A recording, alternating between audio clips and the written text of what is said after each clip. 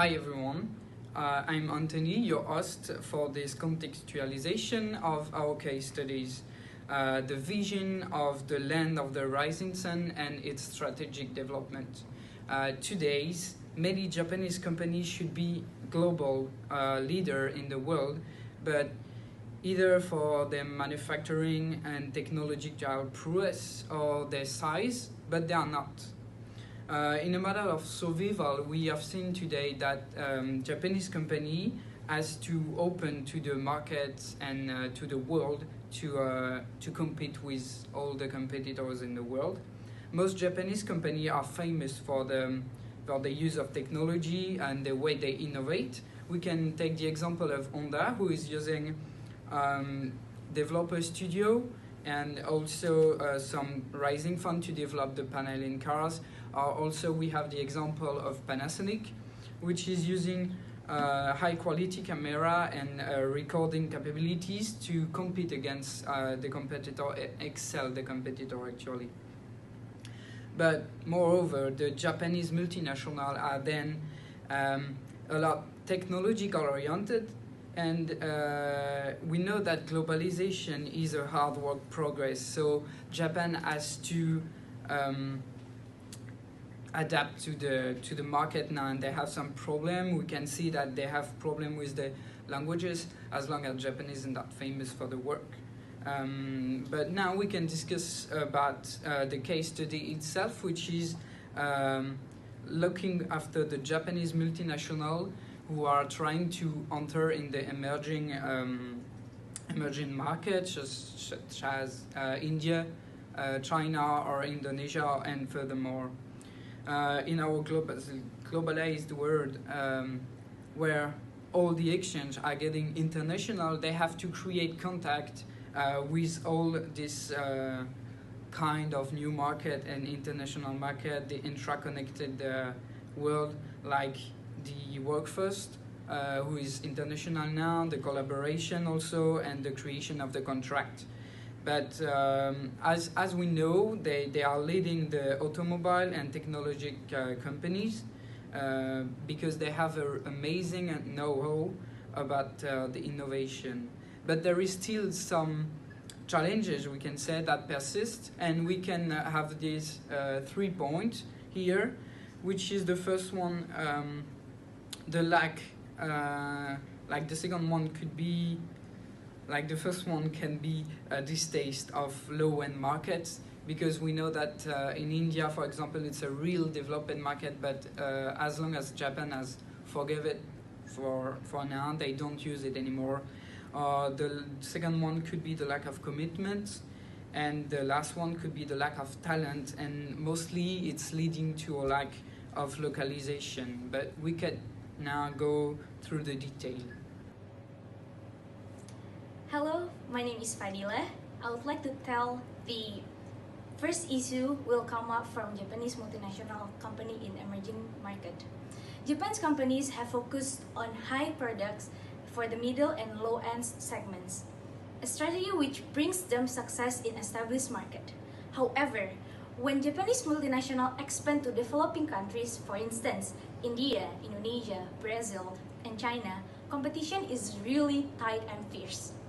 For example, as the companies tend to focus on more expensive flat-screen TV in India, in 2009, the 3 largest Japanese manufacturer companies, such as Sony, Panasonic, Toshiba, have a partly collectively only 13% share in India market.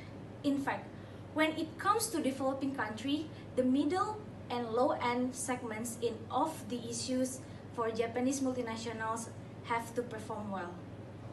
Due to a competitive strength and market attractiveness, based on 5 force analysis, the power of buyer plays the big role for company Panasonic.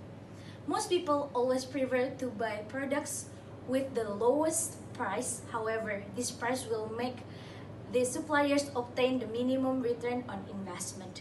Customers are always in the bargain, demanding higher quality and more service with lower cost.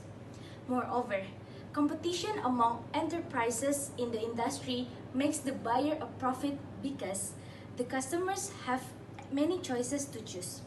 For example, a fierce price war has made the global TV market unprofitable for many Japanese electronics makers. In fact, in 2015, Panasonic has stopped making TVs in China. It is because of many electronics companies exist in China as well.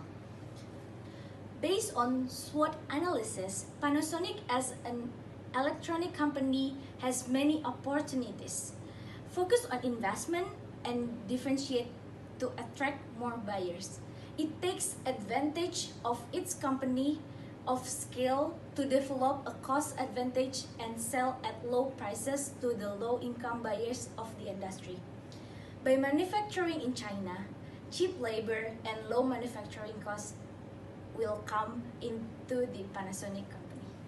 By downsizes refrigerator in China, Panasonic wide standard is 16.5 cm. Because of the Chinese market, it becomes 55 cm, and it brings Panasonic to increase its sales 10% compared with the sales in the previous year. Moreover, Panasonic is also launching Panasonic's sterilizing washing machines.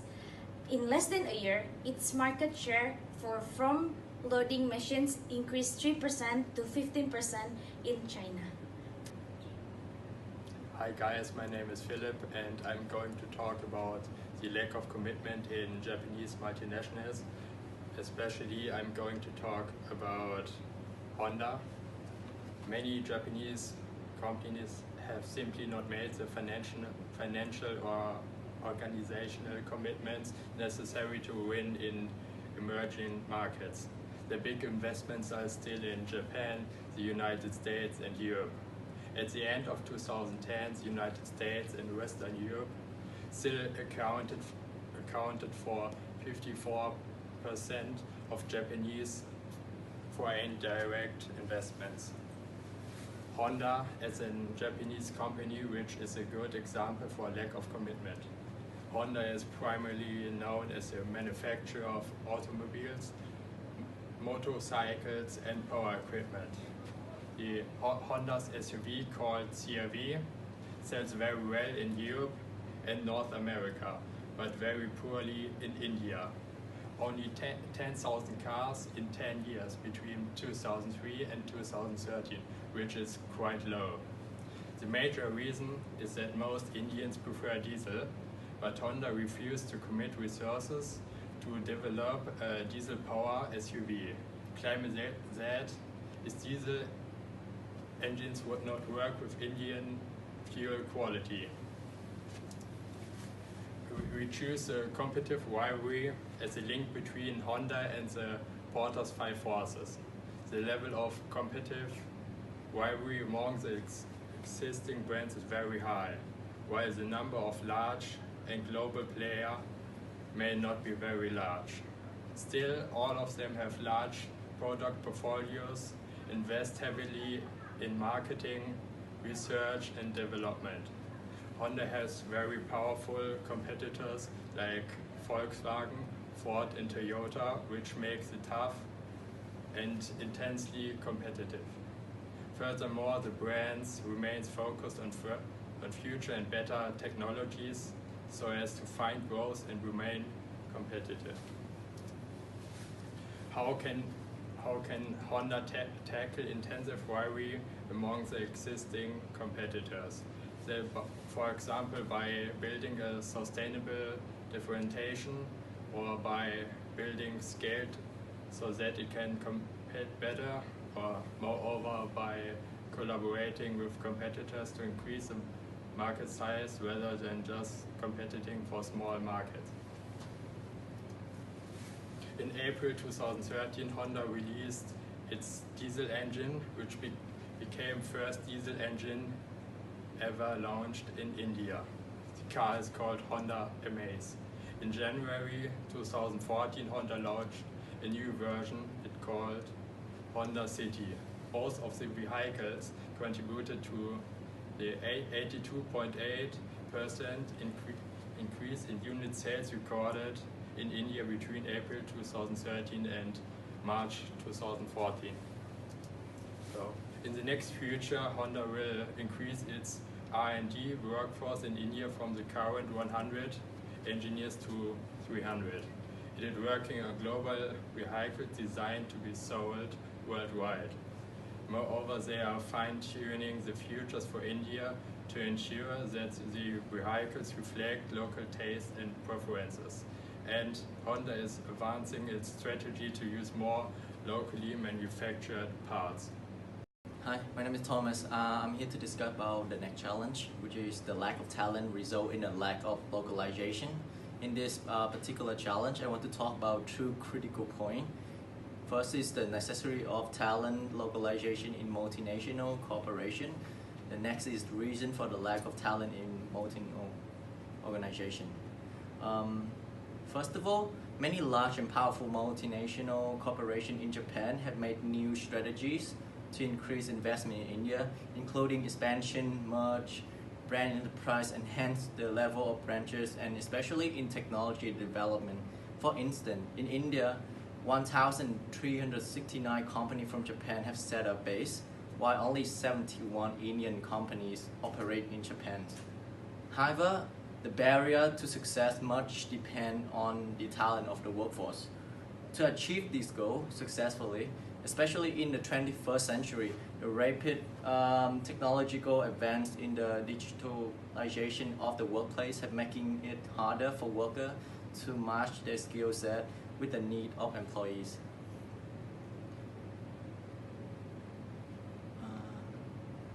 According to the statistics chart from the organization Economic Cooperation and Development, or you can call it in short is OECD, the scale of this issue have affected the whole world in general, actually.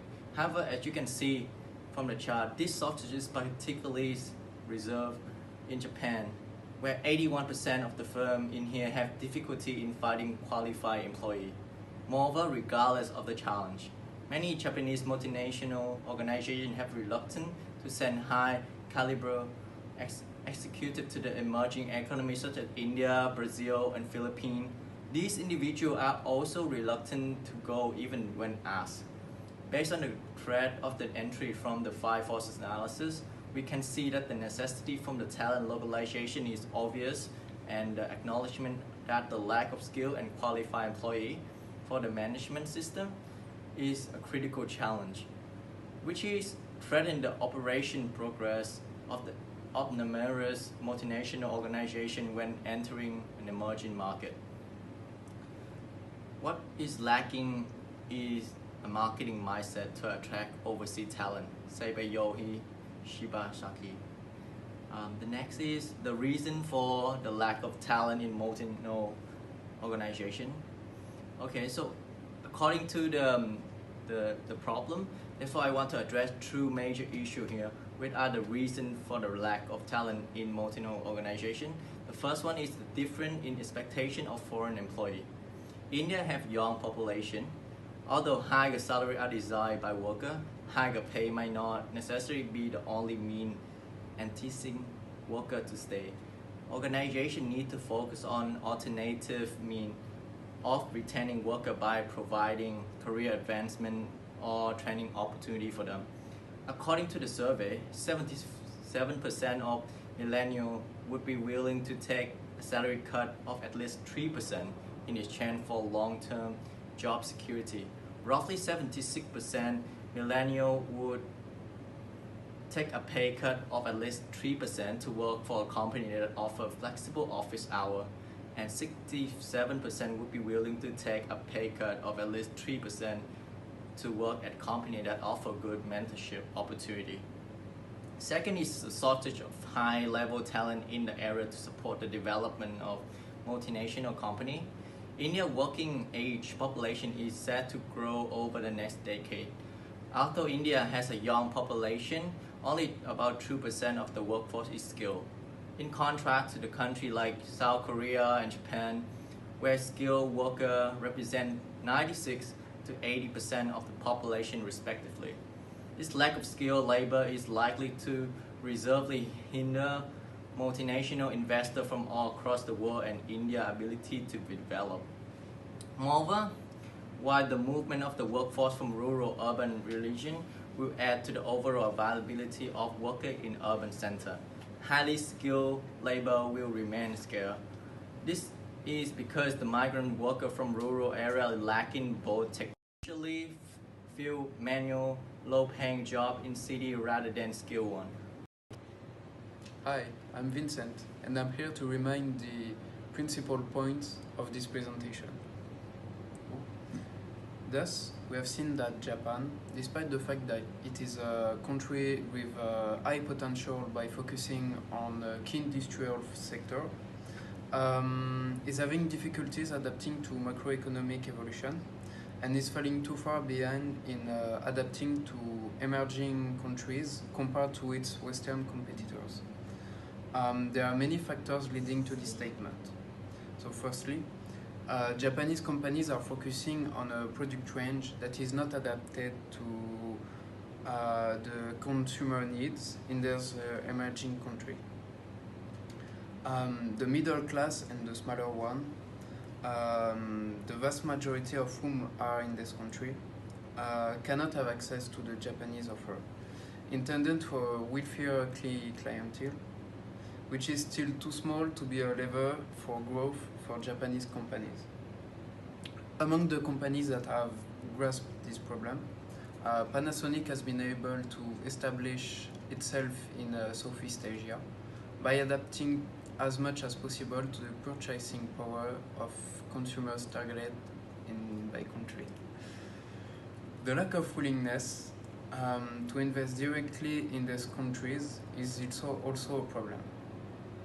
While consumers do not share the same desires and needs as Western consumers, Japanese companies do not devote part of their research and development or marketing resources directly to the target companies, hoping that a uniform offer will attract new consumers or in emerging countries. Honda, which previously refused to modify the technology of its product for these new markets, has been able to take into account consumer requirements and has modified its offer by relocating parts of its resources to this emerging country, now contributing to major part of its growth in recent years. Alphos Japan is a country focused on modern industries at the forefront of digitalization.